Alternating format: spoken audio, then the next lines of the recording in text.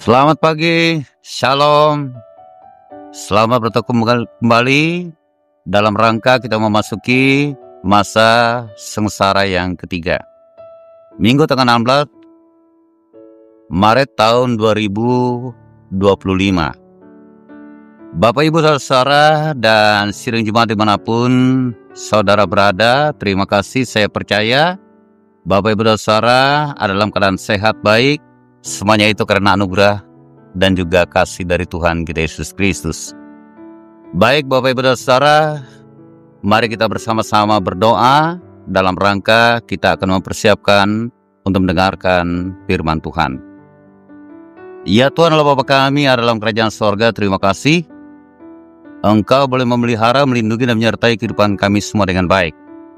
Saya percaya dan kami yakin dan percaya kami ada pada saat ini. Itu semata-mata kena anugerah kasih setia Tuhan. Persiapkanlah pagi hari ini, kami akan mendengarkan sabda dan firman-Mu. Kami pertaruhkan semuanya ini di dalam nama Yesus Kristus Tuhan dan Juru Selamat kami. Amin.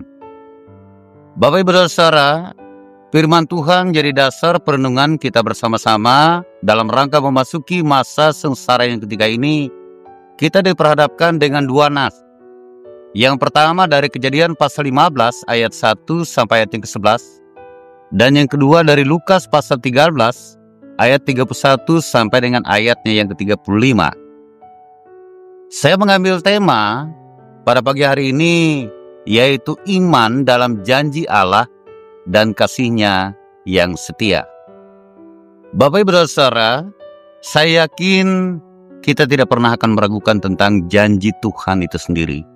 Karena Tuhan pasti akan menepati janjinya bagi semua orang yang percaya. Itu paling tidak yang tergambar dalam Kejadian 15 ayat 1 sampai 11. Walaupun ada digambarkan Abraham seolah-olah meragukan tentang janji Tuhan itu sendiri. Ya, ini dilihat ketika sekian waktu, sekian lama bahwa ia tidak memiliki keturunan. Tetapi adakah artinya Tuhan tidak pernah menempati janjinya? Justru sebaliknya, Tuhan memperlihatkan janjinya sungguh luar biasa. Tuhan berjanji bahwa keturunan Abraham akan banyak seperti pasir di laut. Dan pada saatnya, Abraham juga memiliki keturunan. Nah, itu adalah janji Allah yang sungguh luar biasa. Saya yakin, saya percaya, kita tidak pernah meragukan janji Tuhan itu sendiri. Dari mana janji itu datang? Dari mana Tuhan artinya memberikan janji itu? Karena kebenaran iman.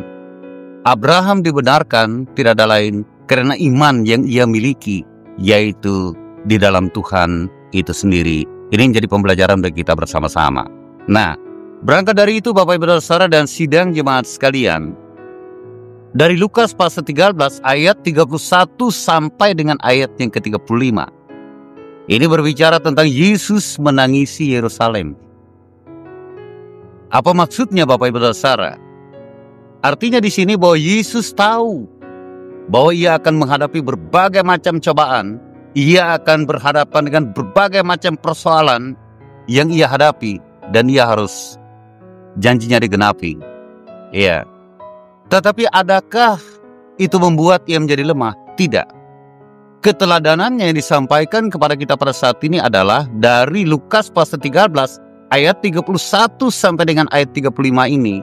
Ini memberikan contoh kepada kita bahwa Tuhan datang untuk memenuhi janjinya sendiri. Ia memberikan keteladanan bahwa semua orang tidak boleh menyerah. Ya. Karena apa? Kata kunci yang lahir di dalamnya adalah ketaatan dan kesetiaan. Ketaatan dan kesetiaan Tuhan Yesus yang mau diperlihatkan di sini. Ya.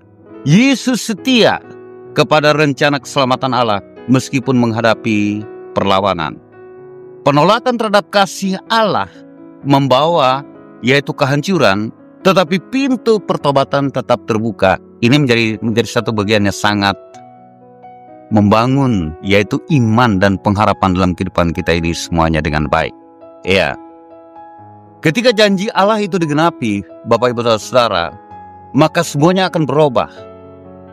Kedatangan Yesus ke Yerusalem itu membuka yaitu bahagian yang baru.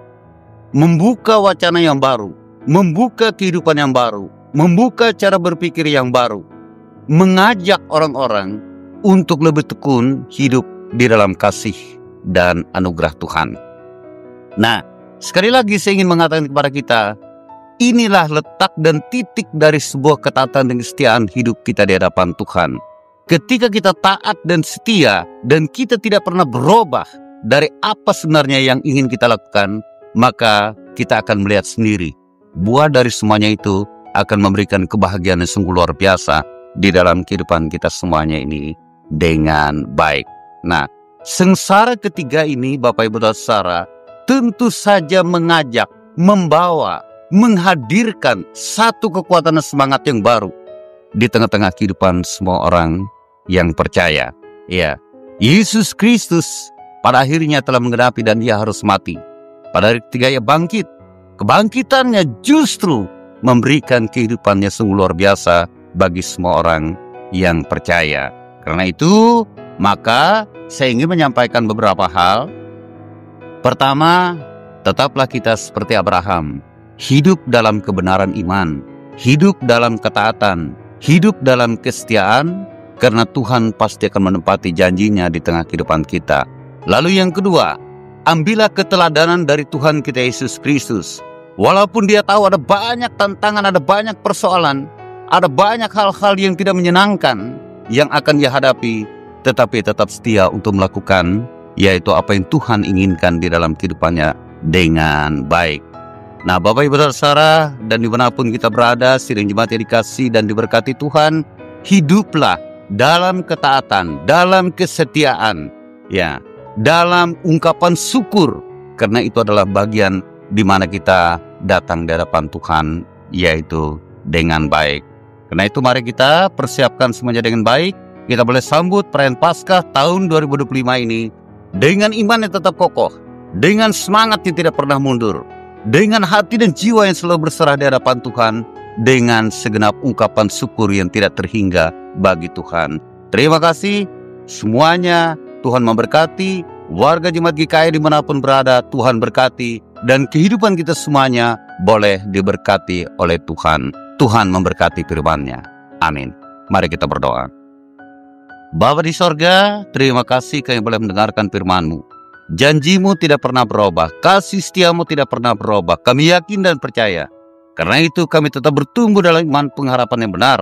Kami mampu untuk melakukan kehendak-Mu ya Tuhan, walaupun itu berat bagi kami. Kami siap untuk keluar dari berbagai situasi, bahkan zona aman yang kami rasakan, untuk ambil bagian dalam karya Allah yang sungguh besar. Terima kasih ya Tuhan, bagi mereka yang belum tersentuh dalam hati jiwa mereka, bukalah pintu hati mereka, ajaklah mereka untuk bertobat, agar mereka belum mengenal kasih Tuhan dengan baik dalam hidup mereka. Ini doa kami ya Bapa, biarlah semuanya dijadi dalam satu nama yang berkuasa, sebagaimana Yesus Kristus yang telah mengajar kami berdoa. Bapa kami dalam kerajaan sorga, dikuduskanlah kiranya nama-Mu, datanglah kerajaan-Mu, jadilah kehendak-Mu di bumi seperti di sorga. Berikanlah pada hari ini makanan kami yang secukupnya, dan ampunilah kami akan kesalahan kami seperti kami sudah mengampuni orang yang bersalah pada kami. Dan janganlah bawa kami ke dalam pencobaan, tapi lepaskanlah kami daripada yang jahat, karena Kau punya kerajaan, kuasa, dan kemuliaan sampai selama-lamanya. Amin. Shalom. Tuhan berkati.